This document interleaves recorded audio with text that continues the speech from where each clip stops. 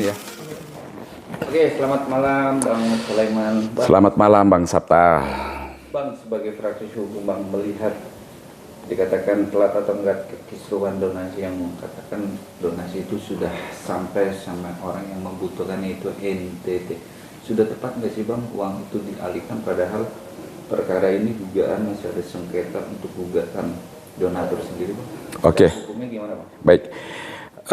Sebelum ke dasar hukum, kita coba melihat dulu itu dari sisi kepentingan dan juga etika ya. Dimana kita tahu selama ini bahwa dalam kasus ini memang yang sedang mengalami suatu penderitaan itu pada dasarnya adalah Agus gitu ya. Itu perlu kita garis bawahin. Sehingga apa? Donasi atau dana itu kalau memang toh juga diserahkan ke Agus, itu juga tepat peruntukannya gitu. Apalagi memang di awal donatur itu memang niatnya sih mau menyumbang ke Agus. Nah itu bicara tentang etika. Nah ketika berbicara tentang hukumnya dan Denny Sumargo atas nama donatur atau beliaulah yang memang berinisiasi untuk mengumpulkan dana itu, mengambil suatu keputusan mengalihkan dana itu ke pihak lain, dalam hal ini adalah masyarakat NTT. Kalau dipandang dari kacamata hukum, saya rasa itu sih wajar, tidak ada masalah. Cuman mungkin etika aja, kenapa sih nggak diserahkan kepada Agus saja. Akan tetapi tentu ada juga dasar pertimbangannya Bang Densu atau Denny Sumargo, sehingga ya udah mengalihkan ke pihak luar yang adalah masyarakat NTT yang membutuhkan juga ya, pasti membutuhkan, dengan berpikir atau bermaksud biar ini keluar daripada lingkup kemelut yang ada di dalam kasus ini sehingga dialihkan keluar. Karena kalau ketika dibawa ke Agus, mungkin donatur yang ribut, yang selama ini kan kita tahu ya, bahwa donatur pun juga kadang bersuara, dan memang ada gugatannya masuk segala macam, sehingga kemudian Densu mengambil keputusan bahwa itu diserahkan kepada masyarakat NTT yang dalam hal ini membutuhkan. Itu juga bagi saya itu sah-sah aja secara hukum, dan itu saya yakini menurut pandangan hukum saya itu juga tidak melanggar hukum yang ada di aturan yang ada di Republik ini gitu. Bicara tidak melanggar, tapi kan ini kan masih ada gugatan Bang. Memang gugatan itu juga sudah akan dicabut oleh donatur sendiri Bang. Gimana Bang? Oke, bicara tentang gugatan yang berjalan ya, makanya seperti yang tadi saya sampaikan, sejujurnya sih saya juga ada sedikit komunikasi ya dengan Bang Densu apa sih, karena memang tidak bisa terlepas daripada subjek hukum yang bernama Denny Sumargo. Beliaulah yang mengambil keputusan ya.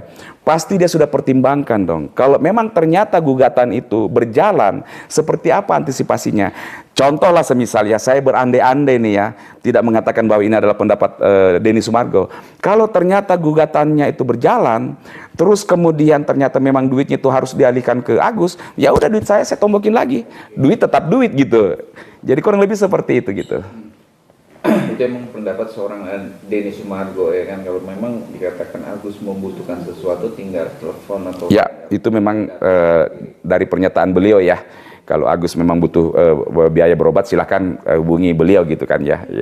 Kita ambil garis besar lagi Bang dalam perkara kasus ini Bang ya kan, namun kan dari pihaknya EP itu tidak terima, katanya memang itu uang Agus full. Gimana Bang? Kalau secara hukum tidak bisa kita mengatakan itu. Kalau secara hukum ya, karena di dalam hukum itu ada suatu kepastian hukum. Kepastian hukum itu diikat oleh aturan-aturan tertentu, sistem perundangan yang berlaku. Nah kita runut ke belakang kasus ini. Memang di awal saya pun juga berpikir bahwa seperti itu. Akan tetapi ketika kita ternyata mengetahui bahwa pengumpulan donasi ini tidak memiliki izin, ini sangat esensial ini. Sesuai dengan peraturan Menteri Sosial nomor 8 tahun 2021 kalau tidak salah, bahwa harus ada izin sebelum melakukan pengumpulan dana yang bersifat di publik di tengah masyarakat. Nah, ketika itu tidak ada izinnya, dikatakanlah bahwa dana ini, kegiatan ini tidak legal atau ilegal. Sehingga apa? Sehingga dana yang terkumpul ini secara hukum ya dikatakan dana yang tidak bertuan. Nah, siapa yang berkuasa terhadap dana ini? Kembali lagi kepada hak kepemilikan. Bahwa hak kepemilikannya adalah donatur dalam hal ini, di mana yang mengumpulkan dana itu juga adalah di podcastnya Bang Densu. Nah, kalau dikatakan bahwa dana ini adalah punyanya si Agus, secara moral etika mungkin iya. kita bisa katakan seperti itu. Tetapi secara hukumnya tidak bisa. Karena kenapa? Penggalangan dana ini yang tidak berizin ini, sementara ada baik itu Undang-Undang tahun 61 sehubungan juga dengan Permensos tahun 2021 nomor 8 itu kalau saya tidak salah, bahwa memang harus ada perizinan dulu. Nah, ketika tidak ada perizinan, nah itulah dana ini dikatakan tidak bertuan setelah keluar atau rilis daripada tangannya donatur gitu, Bang. Bang, tapi kan ini kan pertanyaannya kan masuk ke rekening pribadinya si Agus sendiri, ya kan? Karena kan donatur sendiri dalam tanda kutip dugaan bahwa gua kasih pribadi, ya. Gimana? Itu bagus itu. Alur hukumnya itu bagus, dan ini saya sering berdiskusi lah dengan teman ya. Tetapi Bang, pada faktanya kemudian rekening itu berpindah ke yayasan, ya. Nah, inilah status terakhir bahwa rekening ada di yayasan, dan itu juga ada suatu peristiwa hukum dari rekening Agus ke rekening yayasan, dan itu perlu kajian tersendiri. Nah, kalau seandainya waktu ketika itu ribut rekening itu ada di yayasan, di rekeningnya Agus, nah itu mungkin lain lagi. Karena memang tidak bisa dipungkiri ada beberapa kekosongan-kekosongan hukum dalam kasus atau peristiwa ini. Secara khusus ketika bahwa penggalangan donasi ini ternyata tidak memiliki izin. Disitulah kemudian muncul kekosongan-kekosongan hukum itu sendiri gitu. Nah, kalau dikatakan bahwa ini awalnya dari Agus, di rekeningnya Agus, tetapi pada kenyataannya itu sudah ada di yayasan, rekening yayasan. Sehingga apa? Seolah-olah ada konsensualitas, kesepakatan antara Agus dengan yayasan, sehingga yayasan menurut pendapatnya Agus dengan sukarela memindahkan ke yayasan dari rekeningnya. Nah, ini kan yang menjadi sisi perdebatan lagi. Seperti itu loh. Kemudian dari yayasan akhirnya berpindah lagi kepada masyarakat yang ada di NTT. Nah, jadi inilah yang saya katakan bahwa kasus ini sebenarnya ya sudah selesai pada dasarnya. Tinggal kalau memang ternyata Agus butuh pengobatan, ya mungkin bisa berkomunikasi sama Densu. Tapi kalau keperdataan yang mau digugat ini sudah terlalu bias kemana-mana. Kalau mau digugat pidananya itu kiri kanan banyak yang menabrak hukum itu sendiri gitu. Karena dari rekening Agus ke rekening yayasan meyakini bahwa tidak ada pemaksaan dalam hal ini, ya kan? Tidak ada pemaksaan, dan memang ada suatu tindakan hukum tersendiri dari Agus, entah itu menandatangani ataukah itu menjempol formulir dari bank itu gitu. Bicara mengalir di yayasan kita, kan alasan seorang Agus sendiri kata diamankan, suatu saat dipakai akan dikeluarkan uang itu di yayasan. Namun pada akhirnya kok langsung dibuang ke NTT, gimana? Ya, makanya Bang, saya bilang kalau di sini kan kita bisa melihat ada dua sisi ya, satu sisi moral, etika, satu sisi hukum. Nah, kalau bicara ke sisi hukumnya, ketika ditarik mundur semuanya ke belakang, yang ada bahwa dana ini ketika dilakukan penggalangan donasi tidak ada izinnya, ini semuanya udah ke-stuck di situ. Udah kepotong di situ. Dana ini sudah dana tak bertuan kalau kita mau bilangin, kalau kita tidak bilang bahwa ini dana ilegal gitu ya, atau perbuatannya yang ilegal. Nah, ini semuanya yang ada celah-celah hukum yang bersinggungan satu dengan yang lain. Tetapi memang yang mungkin lebih tinggi daripada hukum itu, kalau kita mau positive thinking, adalah moral dan etika. Kalau saya juga pribadi, sebaiknya sih memang ya sudahlah, kasih ajalah ke Agus, ya kan. Memang dia juga butuh kok. Tetapi saya bicara ini tidak masuk dalam unsur atau pertimbangan hukum, lebih kepada moral dan etikanya. Nah, kalau bicara bahwa diamankan, yayasan bisa aja berkata atau berpendapat, dasar apa kamu menitipkan ke saya untuk saya amankan? Mana legal standing kamu untuk mengatakan itu? Masuk lagi. Nah, ini kan tidak ada habis-habisnya gitu. Oke Bang, bicara tidak habis-habisnya kan akhirnya juga ada benang merahnya kan soal yayasan ini dipertanyakan legal standingnya, ya kan, yang dulu ketuanya Nopi dan dialihkan ke Giri yang dulu staff dan akhirnya ada pro kontra tidak sejalan sendiri, disayangkan gitu. Ya, jadi gini, pertama mau saya sampaikan ya bahwa memang yang setahu saya bahwa yayasan ini dimiliki oleh Novi ya, sebagai pemilik yayasannya. Saya juga punya yayasan.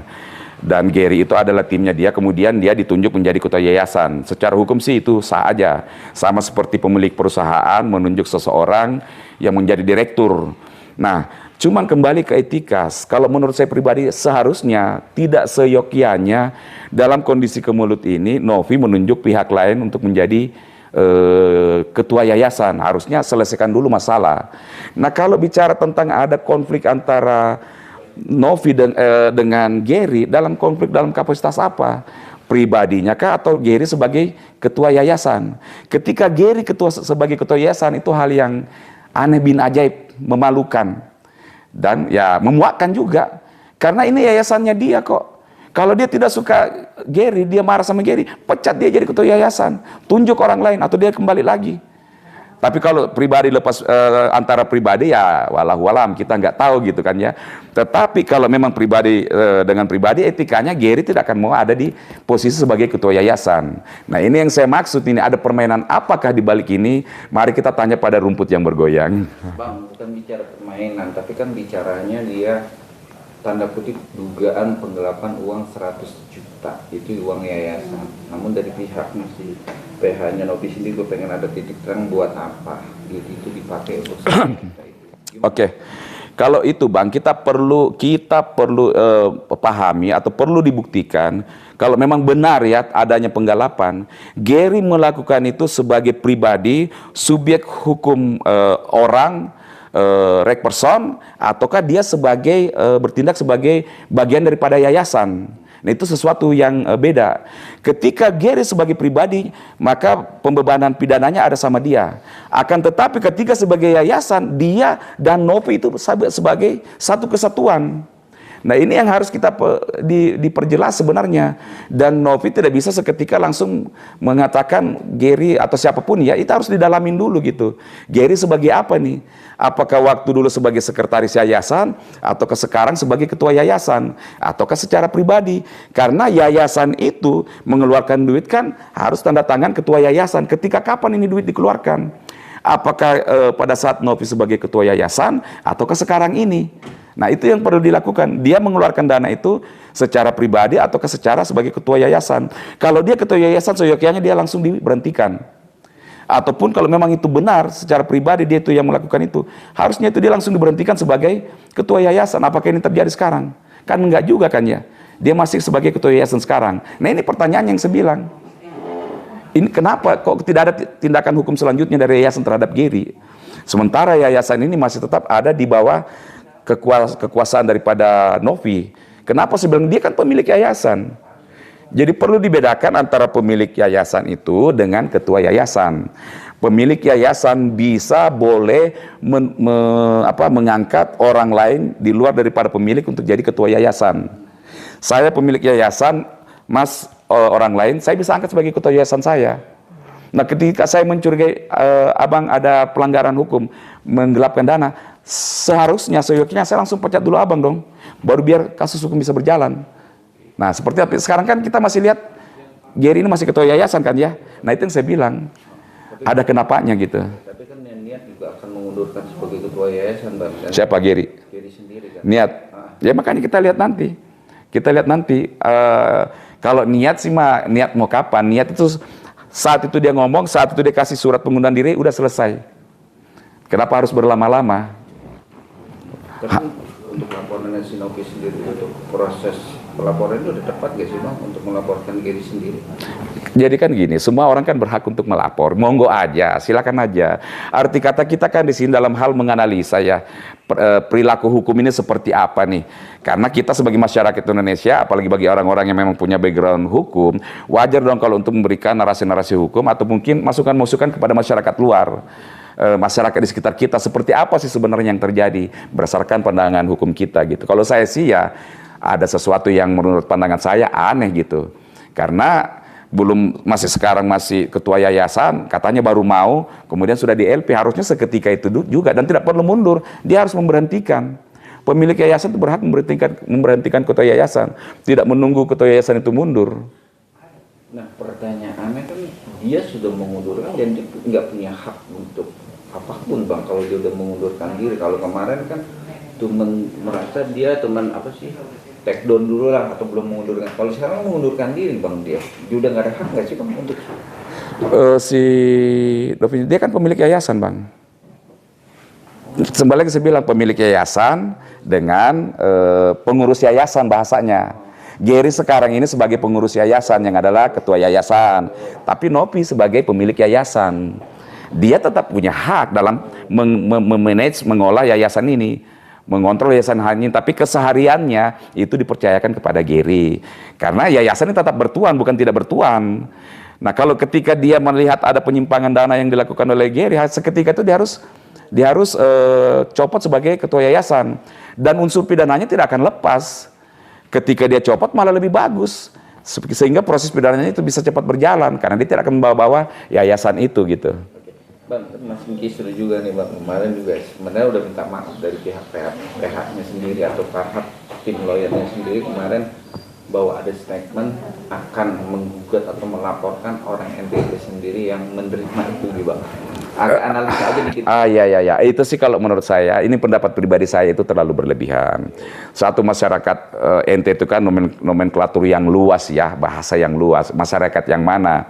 Mungkin yang dia maksud sekelompok orang ini yang mau dia gugat, pribadi lepas pribadi. Nah kembali lagi ya saya sampaikan bahwa semua orang itu boleh aja menggugat. Dan pengadilan berdasarkan undang-undang kekuasaan kehakiman ya wajib menerima gugatan, bisa aja. Cuman tinggal nanti diproses apa enggak, nanti kan akan diperiksa sama pengadilan nih, berdasar atau tidak berdasar gugatan tersebut.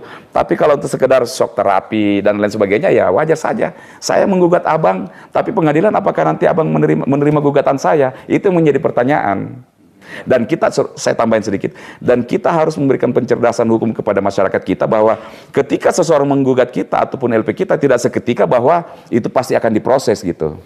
Jadi intinya LP bukan gugatan nih bang, maksudnya laporan untuk orang NTT. LP ya, makanya saya bilang kalau LP ya apakah nanti memang polisi kan memeriksa itu kan ya, kelayakannya, aspek formalnya, terus kemudian apakah memang nanti ditemukan 2 alat bukti minimal untuk melanjutkan proses ini. Dan kalau menurut saya sih ya ini LP yang masih di awang-awang lah. Kan udah minta maaf bang, ya kan, yang mengucapkan kata Yang si ini ya si Rivaldi siapa? Rivaldi ya, saya akuin, respect, saya juga lihat itu, dan itu gentle, harusnya tidak seperti itulah, tidak usah masuk ke ranah. Makanya nih timnya Agus harus jelas mau ke arah mana nih sasaran tembaknya gitu, donatur kah, yayasan kah, Novi kah, Gary kah, Densu kah. Kalau bersamaan semuanya nih yang tadi saya bilang runutannya ini jadi agak kita membacanya itu jadi kayak ya kadang senyum-senyum lah ibarat kata gitu. Ada juga nih Mbak yang dulu kita anggap bergabung dengan FA dengan menangani kasus ya kan kemanusiaan itu LQ ya kan. LQ Law Firm ya. Almarhum Alvin Lim. Alvin Lim juga berpendapat bahwa dia juga tidak senang yang akan dilaporkan oleh para hakim. Ya. Juga ada tantangan, dia siap untuk dilaporkan. Siap untuk menghadapi. Nah, abang sebagai lawyer pernah menangani pantas nggak sih bang bersama dengan Ya kembali lagi bang, itu kan bicara tentang etika ya, bicara tentang etika. Seseorang memang boleh menggunakan narasinya sendiri lah ya untuk mau ngomong, mau laporin siapa, mau laporin yang mana gitu kan, ya silakan aja. Cuman kembali kepada etika aja, apakah memang seseorang itu dikatakan beretika ketika melakukan itu, masyarakat yang akan menilai gitu kan ya. Akan tetapi kalau menurut saya pribadi ya tidak ada dasar hukum ketika LQ Law Firm itu milik dari almarhum Alvin Lim kemudian menyatakan mundur dari kasus ini dan ada narasi hukum terus kemudian seketika mau dilaporkan, belum tentu juga diproses kok. Ya dilaporkan aja ya, sampai di sana nanti ya apakah benar-benar akan diterima, diproses dan lanjut ke P21-nya. Tapi kan intinya abang sebagai analis atau sebagai lawyer ya kan dengan kisruhnya donasi ini kan juga ya edukasinya juga nggak tepat untuk masyarakat sendiri. Ya betul sekali.